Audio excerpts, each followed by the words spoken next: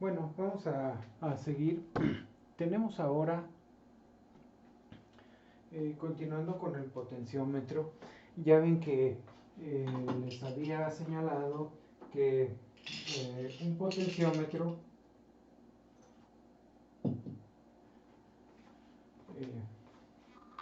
de este tipo eh, tiene un giro en su eje muy cercano a los 360 grados, no a la pista de carbón que está dentro de este potenciómetro, no cubre los 360, digamos que está así, a ver si me queda una circunferencia, entonces digamos que hace algo como esto, ¿sí?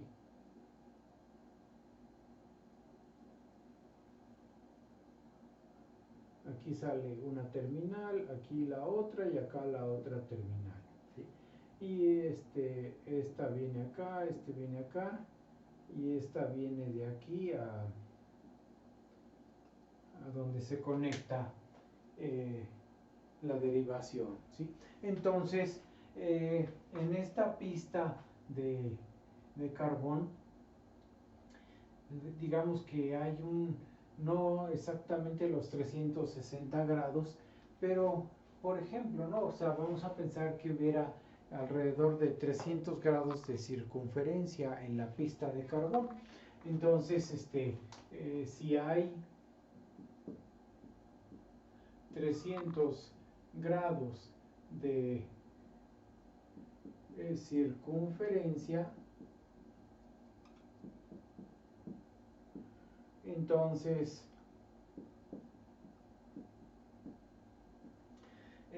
podríamos interpretar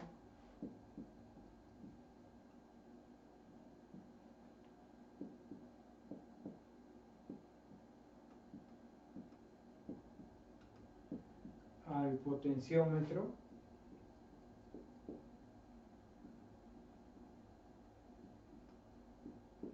como un convertidor de ángulo de rotación a resistencia.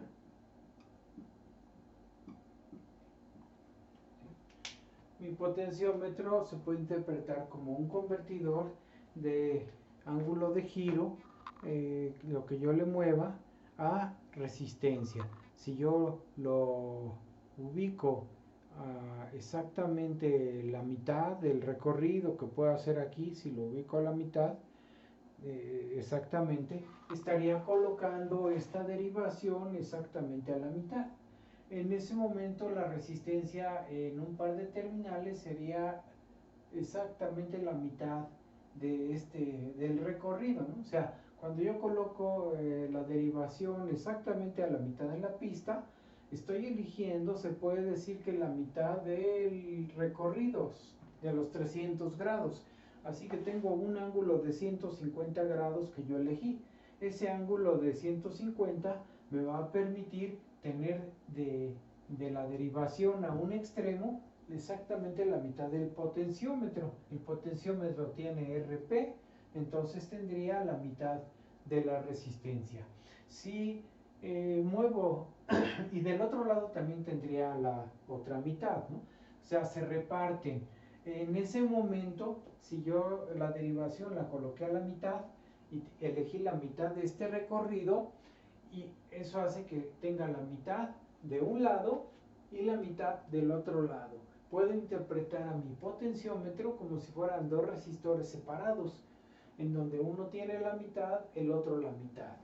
Y eso sería como decir que este coeficiente que acompaña a la resistencia total es un medio.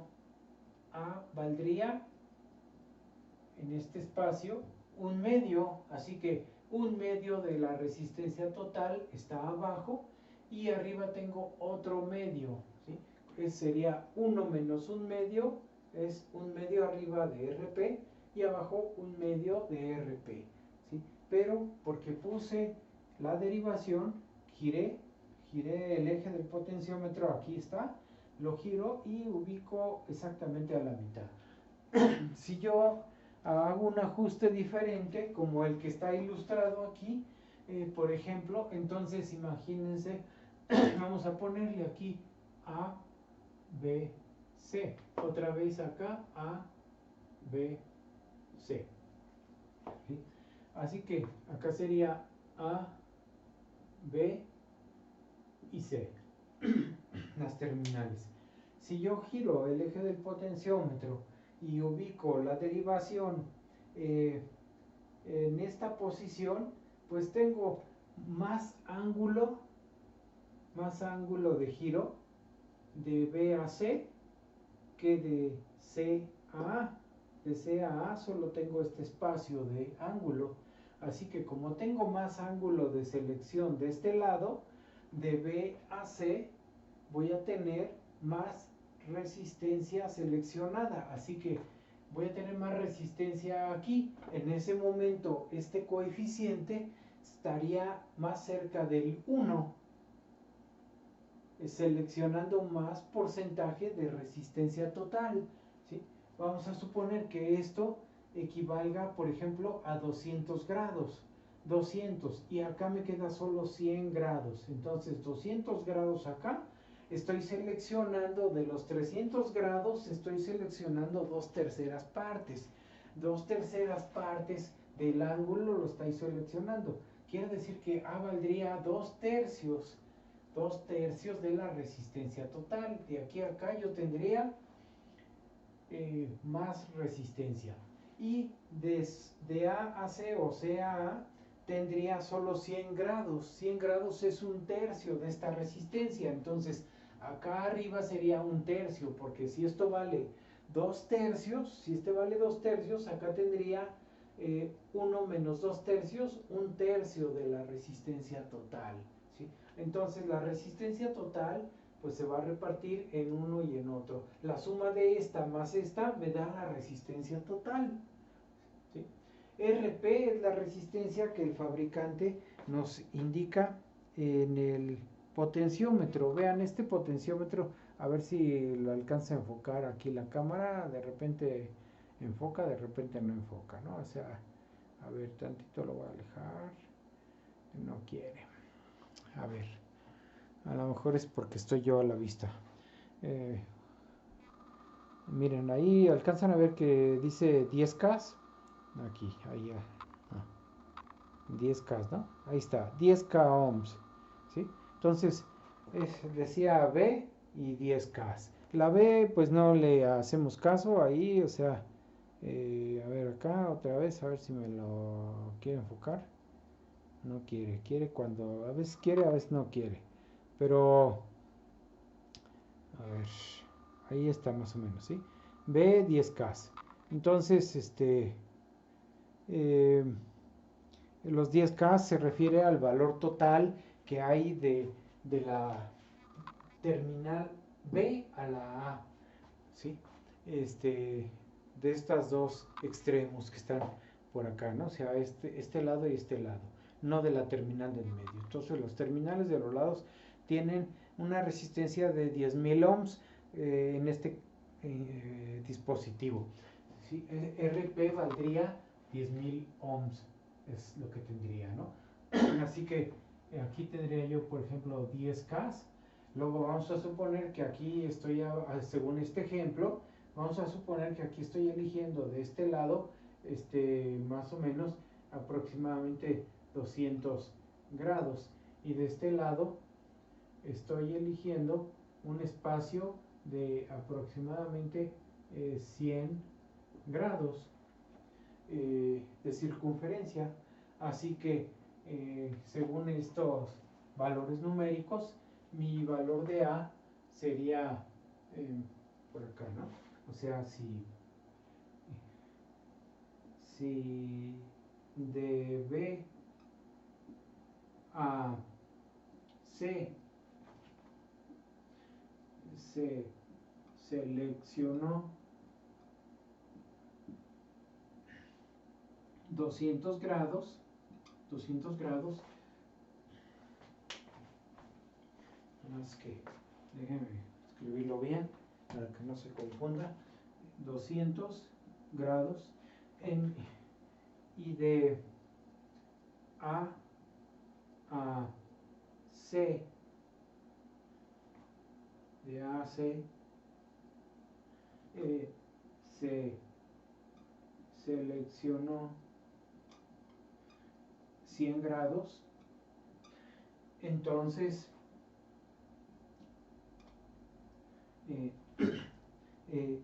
A sería 2/3 partes y 1 menos A sería 1/3 parte, ¿sí?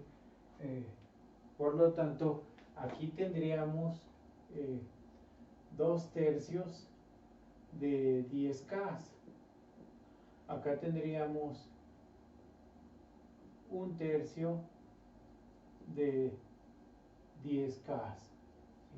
Así que aquí tendríamos 6.666 ohms. Acá tendríamos 3.333 ohms. Sería la suma, me debe dar los 10K, ¿sí? Y entonces, para nosotros, basados en este criterio, el máximo valor que podemos seleccionar son 300 grados. Si muevo este giro hasta cubrir todos los 300 grados de B a C y 0 grados de A a C. Eso sería de A a C, estaría por acá, de A a C, este eje estaría hasta arriba y solo de B a C tendría resistencia. Entonces, el valor de A sería algo así, teta sobre 300, que son la circunferencia, ¿sí? Es teta sobre 300. El valor de teta que nosotros seleccionemos con el giro aquí, el valor de teta, me va a dar el valor de A. Si, como lo puse, si selecciono 200 grados serían 200 sobre 300, 2/3. Y eso vale a 2/3, 2/3 de la resistencia total, ¿sí? Bueno, dejamos esa parte ya, lo que es, y vamos a pasar a otro tema que es las leyes, clasificación de un circuito, o sea,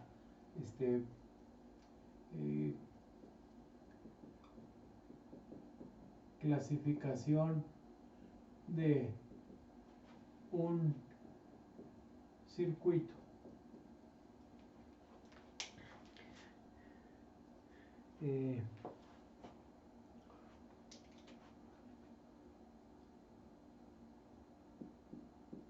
Vamos a poner un ejemplo.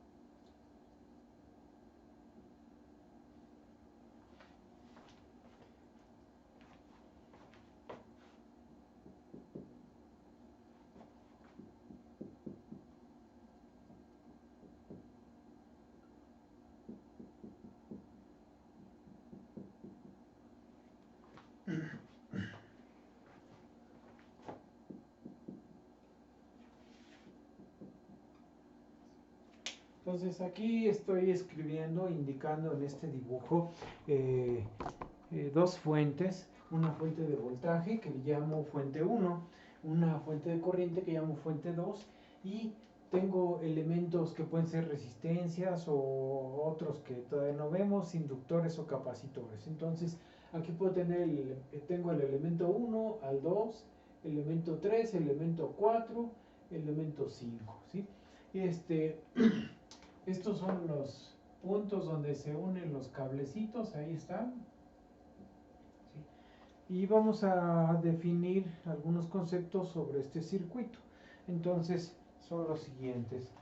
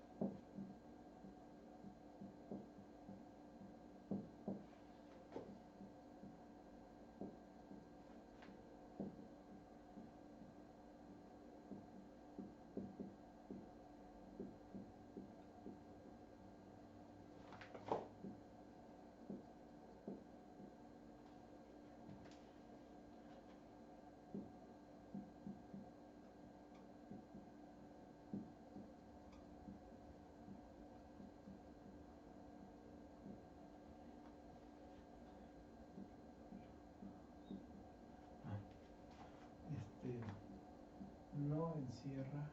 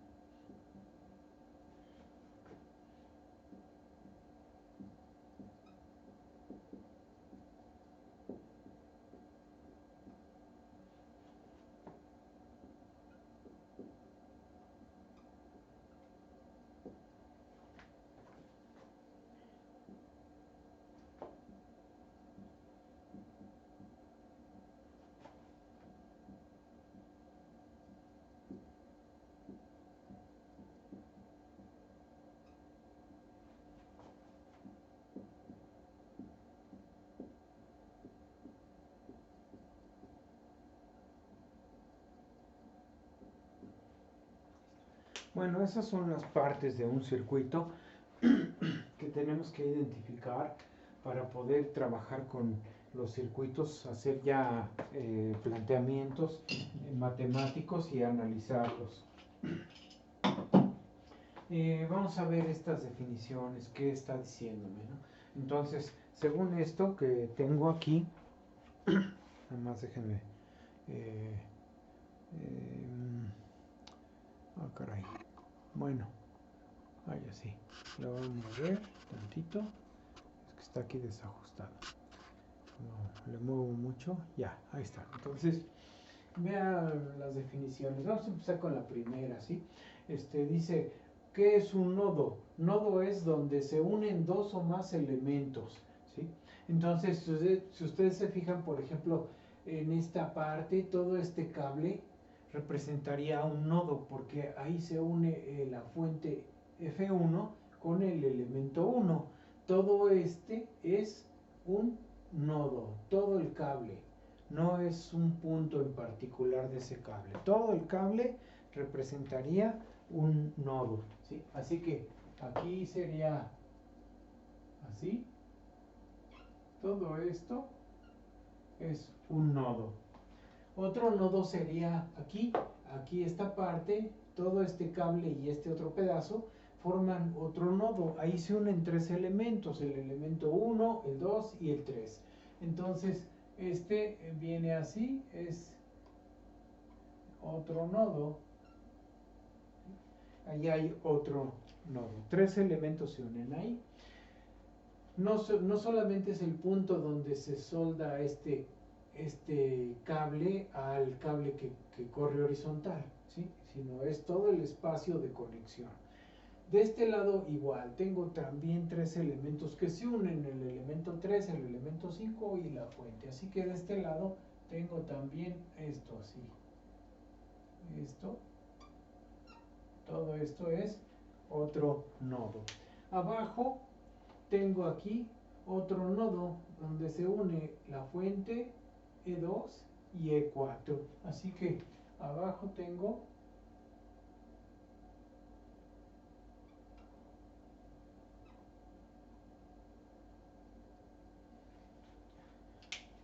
otro nodo. Y finalmente tengo otro nodo donde se unen acá tres elementos que son el elemento 4, el 5 y la fuente 2. Entonces esto sería así. No tenemos que encerrarlos. Cada vez que analizamos un circuito, pues basta con que visualmente los identifiquemos. No tenemos que encerrarlos como lo estoy haciendo aquí, porque entonces el circuito lo empezamos a llenar de rayas y se va a volver difícil de interpretar, ¿no? Pero ahorita, pues para definir qué es un nodo, pues estoy indicando cuáles son los nodos. Entonces, ¿cuántos nodos tengo aquí? Tengo 1, 2, 3, 4, 5. Tengo 5 nodos, ¿sí? Cada nodo lo puedo identificar con una letra o un número, ¿sí? Así que yo puedo, si quiero, darle una letra o un número. Le voy a dar una letra. Este sería para mí el nodo A, el nodo B, el nodo C, el nodo D, el nodo E. ¿Sí? Entonces, nodos que tengo yo ahí sería A, B, C, D, E. ¿Sí? Serían 5 nodos en ese circuito. Vamos a la siguiente definición. Rama. Una rama se forma de uno o más elementos en serie. ¿Sí? Esa es una rama. Hay circuitos en donde se reúnen dos o más elementos uno seguido del otro. En este circuito no hay más que ramas de un solo elemento, por ejemplo. O sea, una rama va de un nodo a otro nodo. De este nodo a este nodo aquí hay un elemento. Esta es una rama. De este nodo a este nodo está este elemento, esa es otra rama. De este nodo a este nodo hay otro elemento, es otra rama ahí. ¿Sí? Y así, de este nodo a este nodo está este elemento, es otra rama. De este nodo a este nodo tengo dos ramas, dos ramas. Y de este nodo a este tengo este elemento, es otra rama. Entonces, tengo, ¿cuántas ramas son? Es 1, 2, 3, 4, 5, 6, 7 ramas que tengo ahí, ¿sí? Entonces, una rama se forma de uno o más elementos. O sea, aquí sería 7 ramas. Lo voy a poner también, aunque este color no pinta mucho y está nuevo, pero bueno, 7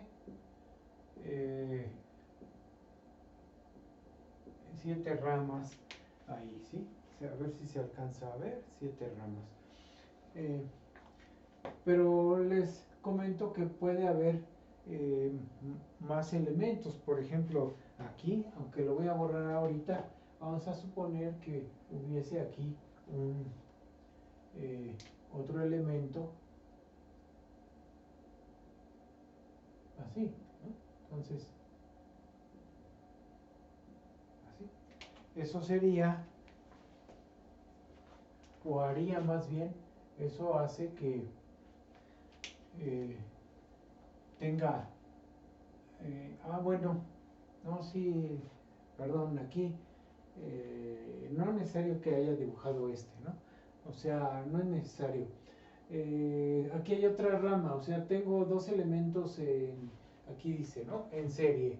Conectar elementos en serie es conectar uno seguido de otro. O sea, por ejemplo, aquí hay una rama que ya me inventé de 3 elementos en serie. No me había dado cuenta que sin este ya tenía esta rama. Esta rama es de 2 elementos, ¿sí? Está uno enseguida del otro. Entonces, desde el nodo B hasta el nodo D, ya tenía estos 2 elementos. Ahorita inventé este otro y ya tengo 3 elementos. Tengo una rama de 3 elementos. ¿Sí? Entonces hay ramas que tienen 2 o más elementos. En este caso, pues regresando al circuito original, ahí está. Regresando al circuito original,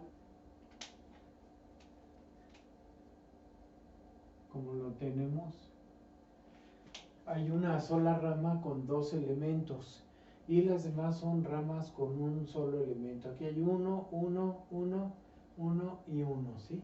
O sea, no puedo decir que una rama es con porque se atraviesa esta conexión. Entonces no puedo relacionar con como una sola rama, o con o con ¿sí? Ni tampoco con porque no están conectados uno seguida del otro, están enfrentados, ¿no? O sea, están unidos ahí en paralelo, se le llama, ¿no? Pues es lo más obvio que se ve. Entonces, La rama se forma de uno o más elementos. Todas estas son ramas de un elemento. Esta es una de dos. ¿Sí? Pero también puedo hablar de esto como una sola rama y esto como una sola rama, hablando de un solo elemento. Ahora vamos con las mallas. ¿Qué es una malla? Una malla es el recorrido que hacemos en una trayectoria cerrada. La trayectoria cerrada no tiene que ser físicamente cerrada. O sea, nosotros hacemos un recorrido cerrado imaginario, ¿sí? Porque luego nos quedamos con la idea de que tiene que ser físicamente cerrada, o sea que no esté abierto, que no falte ningún elemento por ahí, ¿no? Y no es así. Aquí dice trayectoria cerrada que empieza en un nodo y termina en el mismo. Y además no encierra más de un circuito. Entonces, una trayectoria cerrada es, si yo empiezo en este nodo, paso por este elemento, paso por este otro y paso por este y ya regresé al mismo nodo. Así que aquí tengo un circuito. Un circuito es una malla y no contiene más, no encierra más circuitos ese recorrido. Este recorrido empezó aquí y terminó aquí. ¿Sí? Lo mismo acá, tengo otra malla, puedo empezar en este nodo, paso por aquí, por este elemento, llego a este nodo, paso por este elemento, llego a este nodo, paso por este elemento, llego a este nodo, y paso por este elemento y regreso al nodo con que inicié. Así que aquí tengo una malla formada de 4 elementos. La de acá fue una malla de 3 elementos, aquí tengo una malla de 4 elementos. Otra malla la tengo aquí. Esta es una malla de 2 elementos. Empiezo en este nodo, paso por este elemento y llego a este nodo. Luego, de aquí paso por este elemento y llego a este nodo, que es el nodo donde empecé. Así que ya hice el recorrido, un circuito cerrado, que son 2 elementos. Lo pude haber hecho así o pude haberlo hecho así. ¿Sí? Lo mismo acá, pude haber hecho el recorrido así y el recorrido así. Entonces, ¿cuántas mallas tengo? Tengo 1, 2, 3 mallas, ¿sí? Eso sería lo que diríamos aquí, en esta parte. O sea, aquí tengo 3 mallas en este circuito. ¿Y qué es un lazo? El lazo es similar a una malla. El lazo es también una trayectoria cerrada, pero él sí puede contener dentro más lazos o mallas. ¿Sí? Entonces, el lazo necesariamente tiene que tener más trayectorias dentro. Si yo digo que este es un lazo, no corresponde porque dentro no tiene más circuitos cerrados. En cambio, si yo digo que empiezo por aquí, paso por esta fuente, luego por el elemento 1, después por el elemento 3, ¿sí? Después por la fuente y después por el elemento 4 y ya regresé al nodo donde empecé. O sea, todo este recorrido externo, el más grande de todos, implica o engloba dentro 1, 2, 3 circuitos cerrados, ¿no? 3 mallas. Así que este sería un lazo. Todo este recorrido es un lazo. Otro lazo sería este, que envuelve esta malla con esta. Empiezo aquí, paso por la fuente, por E1, por E3, por E5, por E4 y ya llegué otra vez donde empecé. Así que esto es otro lazo. Otro recorrido cerrado es el que envuelve a estos dos. Empiezo aquí, paso por E2, por E3, por la fuente y por E4 y ya acabé. Pero incluye 2 trayectorias cerradas. Así que ese es otro lazo. ¿Sí? Aquí hay un lazo, otro lazo y el lazo externo. Son 3 lazos los que tengo a la vista ahí. ¿Sí? Eso es todo lo que puedo indicar. Son 3 lazos que tiene nuestro circuito. Entonces, esta es la clasificación de un circuito. ¿Sí? Bueno, ahí vamos a detenernos y ahora vamos a pasar a otro tema, ¿sí? Que es ya continuación de esto y nos va a permitir ya empezar a analizar circuitos, el siguiente tema que vamos a ver. Bueno,